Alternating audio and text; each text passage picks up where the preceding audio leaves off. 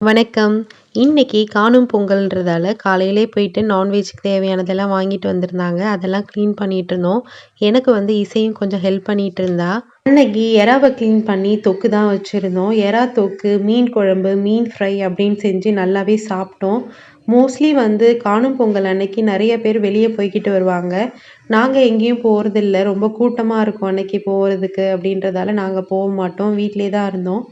அன்னைக்கு நல்லா சாப்பிட்டுட்டு, ரெஸ்ட் எடுத்துட்டு, காணும் பொங்கலுக்கான நிகழ்ச்சிலாம் எங்க வீட்டு தோட்டத்துக்கு பின்னாடி இருக்க கிரவுண்ட்ல தான் நடந்துச்சு. அதனால வீட்ல இருந்தே நல்லா ரசிச்சபடி அத பார்த்துட்டுருந்தோம். ரொம்ப ஜாலியா இருந்துச்சு. நெறைய பேர் பார்ட்டிசிபேட் பண்ணியிருந்தாங்க. நீங்க பொங்கல் அப்ப என்னென்ன பண்ணுவீங்க? காணும் பொங்கலுக்கு என்ன செய்வீங்க? அப்படின்னு என்னோட ஷேர் பண்ணிக்கோங்க. இந்த மாரி ஒரு சின்ன சின்ன வீடியோ பார்க்க என்னோட சேனல மறக்காம சப்ஸ்கிரைப் பண்ணுங்க. நாளைக்கு இன்னொரு வீடியோல உங்கள பார்க்குறேன். Thank you. பாய்.